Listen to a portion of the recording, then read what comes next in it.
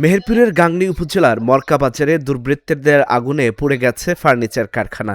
এই ঘটনায় ক্ষয়ক্ষতির পরিমাণ প্রায় ৩০ লাখ টাকা। বুধবার দিবাগত গভীর রাতে এই ঘটনা হয়। কারখানার মালিক ফারুক হোসেন জানান, প্রতিদিনের মতো কাজ শেষে সন্ধ্যায় কারখানা বন্ধ করে বাড়ি ফিরে যান। পরে মধ্যরাতে নাইট গার্ডের ফোন পেয়ে তিনি দ্রুত ঘটনাস্থলে এসে দেখেন আগুনে তার কারখানাটি সম্পূর্ণ ভস্মীভূত হয়ে গেছে। গাংনী থানার ওসি আল মামুন জানান, খবর পাওয়ার সঙ্গে সঙ্গে পুলিশ ঘটনাস্থলে যায়। আগুন লাগার কারণ উদ্ঘাটনে তদন্ত চলছে।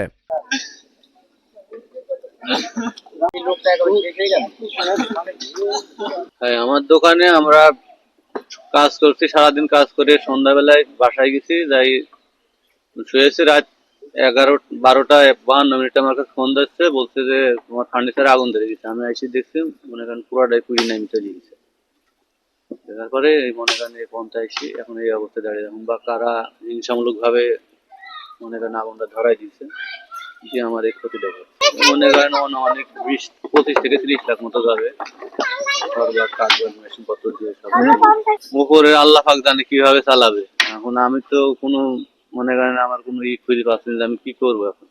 2017 সালে আমারও এই ধরনের একটা কারখানায় আগুন ধরাই দিয়েছিল, তাতে 19 থেকে 20 লাখ টাকা খরচ হয়েছে।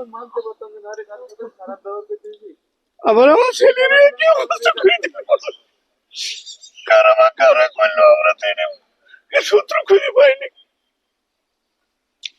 আমাদের কি সূত্র আছে না আছে কি আমরা তো বুঝতে পারিনি। এই অবস্থায় তো ধরেনি এটাও এরকমই হয়ে গেল। আমাদের সংসার চালানোর মতো কোনো অবস্থা নেই। আমার ছেলেদের নিয়ে যাই দুটো খাবার খাবে, সেটা কেউ নাই। এখন কি বলবো বলেন, আমরা কোথায় যাই দাঁড়াবো? আমার এখানে যারা পাহাড়ে থাকে, দুজন পর পাহাড়ে দেয় রাত, তখন 1:20 বাজে, তখন আমার এক পাহারাদার ফোন দিল যে এরম ফারুকের কাঠের যে ফার্নিচার ছিল ওখানে আগুন ধরে গেছে। প্রায় 12টা, 12:30 দিকে আগুন ধরে সম্ভবত, ও বললো। আমি বললাম তাহলে ফায়ার সার্ভিস ফোন করে পুরো চলে আসছে, আগুন নিভাচ্ছে। পুরি সব শেষ হয়ে গেছে, এমন কিছু আর নাই। ফায়ার ব্রিগেড আইসি ওই উপরে পানি দিয়ে নিভাচ্ছে। আসি দেখলাম যে এই অবস্থা, চরম একটা অন্যায় কাজ। এই ধরনের কাজ মানুষের করা মোটেও উচিত না। আমি মরকা বাজারে দীর্ঘ 15-20 বছর যাবৎ ব্যবসা করছি। এমন বড় দুর্ঘটনা আমার এই জীবনে কিংবা মরকা বাজারে কিংবা আনুষঙ্গিক যে অন্যান্য বাজারগুলো আছে সেখানেও পরিলক্ষিত হয়নি, এবং এমন ঘটনা কোনোদিনই ঘটে নাই।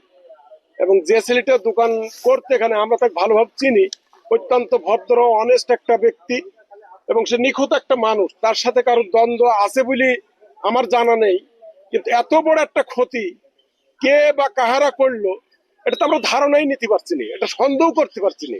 এটা খুব বৃহত্তম একটা ক্ষতি, তার জীবনের সর্বোচ্চ ক্ষতি মনে এটা। শুধু তার জীবনটাই আছে, তাছাড়া তার যা কিছু ছিল সবকিছু এখানে বিনিয়োগ করা ছিল। সে বিনিয়োগের ফলেই কিন্তু সে টুকটাক করে ঋণগ্রস্ত মানুষ সবকিছু মোকাবেলা করে যাচ্ছিল। কিন্তু যে ক্ষতি হইলো, এই ক্ষতি তো অফুরন্ত ক্ষতি। এই ক্ষতি আর কোনোদিনই ওই ছেলের দ্বারাই পরিপূর্ণ হবে বলে আমার একটা ধারণা না।